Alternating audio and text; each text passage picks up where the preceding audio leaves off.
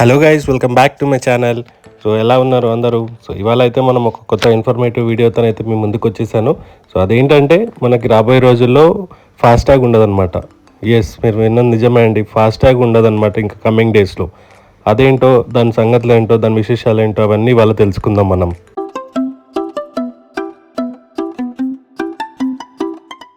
Generally మీరు travel చేస్తున్నప్పుడు toll gates, fast tags ఇవన్నీ కామన్ అయిపోయాయి ఇవాళ రేపు. బట్ మనకు ఫాస్ట్ ట్యాగ్ వచ్చి స్టార్ట్ అయింది ఎప్పుడంటే 2014లో అనమాట. సో 2014లో ఫాస్ట్ ట్యాగ్ అనేది స్టార్ట్ చేశారు. దాని తర్వాత ఇంకా దాంట్లో అప్గ్రేడేషన్స్ చేస్తూ వచ్చారనమాట. దానికంటే ముందు మనకు ఓన్లీ లైక్ మాన్యువల్గా పే చేసే ఆప్షన్ ఉండింది.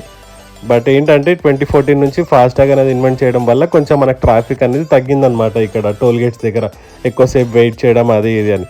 సో 2021 జనవరి 1 నుంచి అయితే మ్యాండేటరీ చేశారు, కంపల్సరీ ఫాస్టాగ్ ఉండాలి ఎవ్రీ వెహికల్కి టోల్ దాటేదానికనమాట. సో అప్పుడు మనకు మ్యాండేటరీ చేసినప్పటి నుంచి కొంచెం ట్రాఫిక్ ఇబ్బందులు అనేవి తగ్గాయి అనమాట టోల్ గేట్ దగ్గర. అసలు ఫాస్టాగ్ ఏంటి అంటే, మనము హైవేస్లో ట్రావెల్ చేస్తూ ఉంటాం కదా, దానికి ట్యాక్స్ అనమాట. మనం ట్రావెల్ చేసిన డిస్టెన్స్కి ట్యాక్స్ కలెక్ట్ చేస్తారు. సో ఆ ట్యాక్స్ కలెక్ట్ చేసిన ట్యాక్స్ తోటే కదా మనకి రోడ్స్ అండ్ అవన్నీ కొత్తగా అప్గ్రేడేషన్స్ అవుతున్నాయి. సో అదనమాట, అందుకని ట్యాక్స్ కలెక్ట్ చేస్తారు. సో ఈ ట్యాక్స్ మాన్యువల్గా కలెక్ట్ చేయడం వల్ల డిలే అవుతుంది టోల్ గేట్స్ దగ్గర అని చెప్పి ఈ ఫాస్ట్ ట్యాక్స్ అనేది ఇంప్లిమెంట్ చేశారనమాట. ఎప్పుడైతే ఆన్లైన్ స్టార్ట్ అయిందో, ఫాస్ట్ ట్యాగ్స్ అయితే స్టార్ట్ అయ్యాయో, ట్రాఫిక్ అనేది చాలా తగ్గిపోయింది టోల్ గేట్స్ దగ్గర. ఎక్కువసేపు వెయిట్ చేయడం అదంతా బాగా తగ్గిపోయింది అనమాట. సో 2014 నుంచి అయితే ఈ ఫాస్ట్ ట్యాగ్ అనేది ఇంప్లిమెంట్ చేయడం జరిగింది.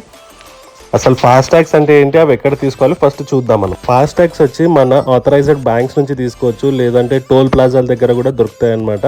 సో అవి వాళ్ళు అక్కడ సేల్ చేస్తుంటారు, అక్కడైతే మనం పర్చేస్ చేసి మన వెహికల్కి పెట్టేసుకోవచ్చు అనమాట. వన్స్ మనం ఫాస్టాగ్ పర్చేస్ చేసిన తర్వాత మన బ్యాంక్స్కి దాన్ని లింక్ చేసుకోవాలన్నమాట, బ్యాంక్స్కి అండ్ మొబైల్ నెంబర్స్కి. సో దట్ అది వర్క్ అవ్వడం స్టార్ట్ అవుతుంది. ఫాస్టాగ్ని మీరు రీఛార్జ్ చేసుకోవడానికి ఫోన్పేని లేదంటే మీ ఆథరైజ్డ్ బ్యాంక్స్ని యూస్ చేసుకోవచ్చు అనమాట.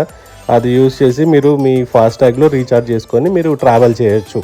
ఫాస్టాగ్ రీఛార్జ్ చేసిన తర్వాత అసలు మనం ట్రావెల్ చేసేటప్పుడు హైవేస్లో ఫాస్టాగ్ నుంచి అమౌంట్ ఎలా కట్ అవుతుంది, ఆ ప్రాసెస్ ఏంటో ఇప్పుడు మనం తెలుసుకుందాం.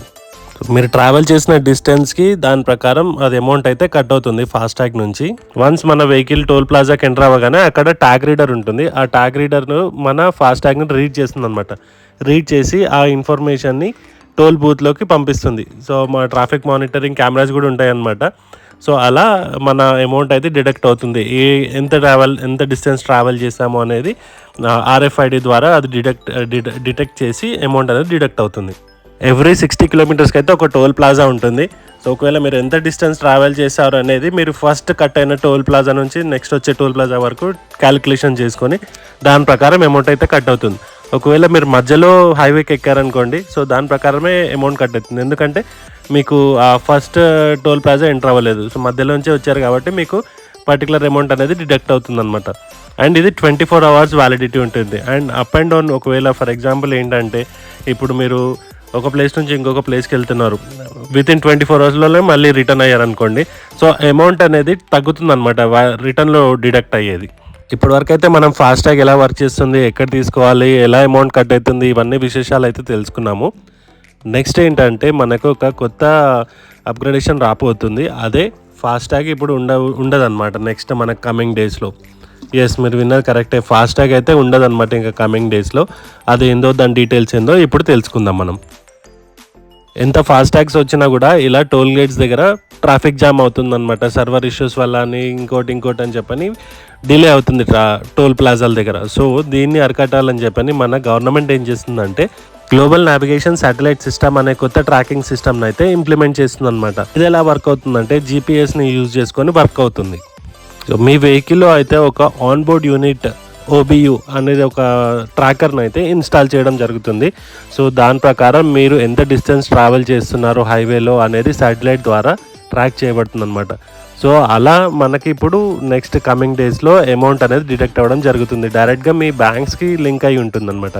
సో ఇలా మీరు ఎంత దూరం ట్రావెల్ చేశారు ఏంటి అనేది శాటిలైట్ నుంచే మొత్తం క్యాప్చర్ చేస్తుంది. సో కమింగ్ డేస్లో ఫాస్టాగ్ అనేది ఉండదన్నమాట. ఇలా శాటిలైట్ ట్రాకింగ్ సిస్టమ్ వచ్చిందంటే మనకి ఫ్యూచర్లో అసలు టోల్ బూత్స్ అనేది ఉండవన్నమాట. ఇంకా డైరెక్ట్గా మనం వెళ్తూ ఉండొచ్చు హైవేస్లో.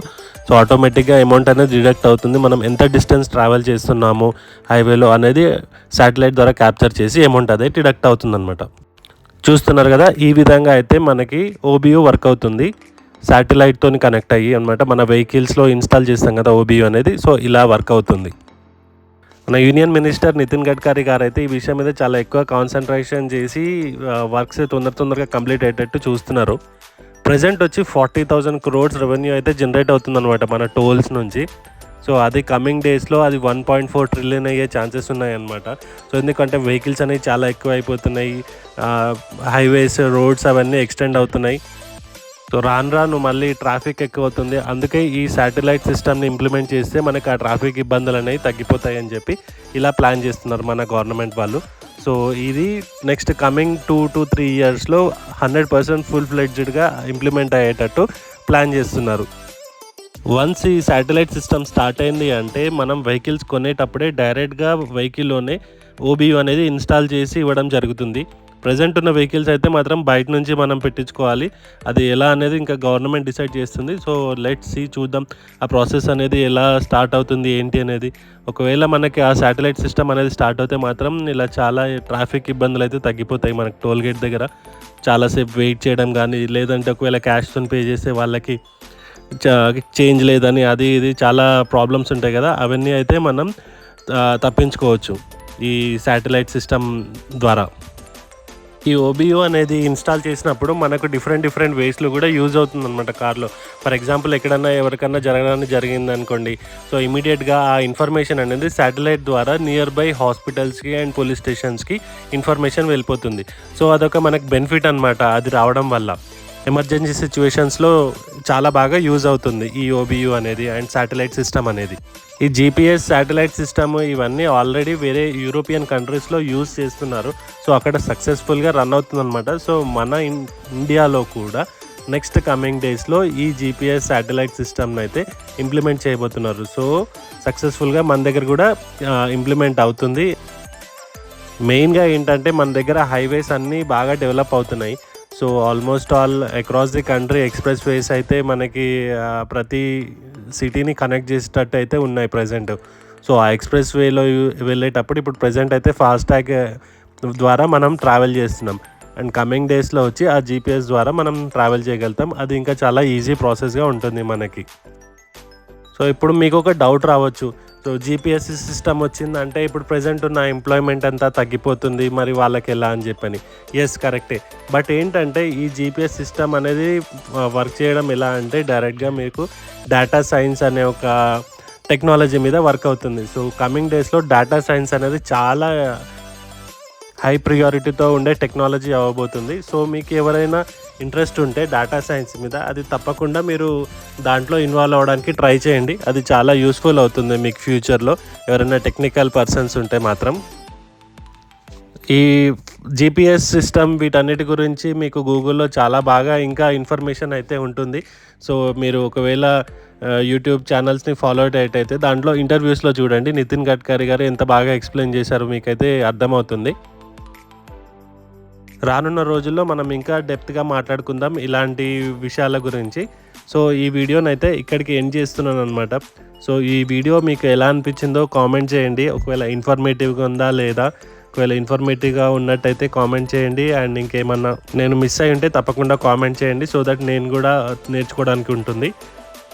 ఇలాంటి మరిన్ని వీడియోస్ మనం కమింగ్ డేస్లో చేద్దాము. సో ఈ వీడియో కనుక మీకు నచ్చినట్టయితే లైక్ చేయండి అండ్ తప్పకుండా కామెంట్ మాత్రం చేయండి మర్చిపోకుండా. అండ్ ఒకవేళ మీరు నా ఛానల్ని కొత్తగా చూస్తున్నట్టయితే సబ్స్క్రైబ్ చేయడం మాత్రం మర్చిపోవద్దు, నా ఛానల్ ఇంప్రూవ్ అవ్వడానికి హెల్ప్ అవుతుంది. అండ్ మీకు కూడా ఇలాంటి ఏమన్నా ఇన్ఫర్మేషన్స్ తెలిస్తే మాత్రం తప్పకుండా కామెంట్ చేయండి, దాని మీద నేను వర్కౌట్ చేసి వీడియోస్ చేయడానికి ట్రై చేస్తాను.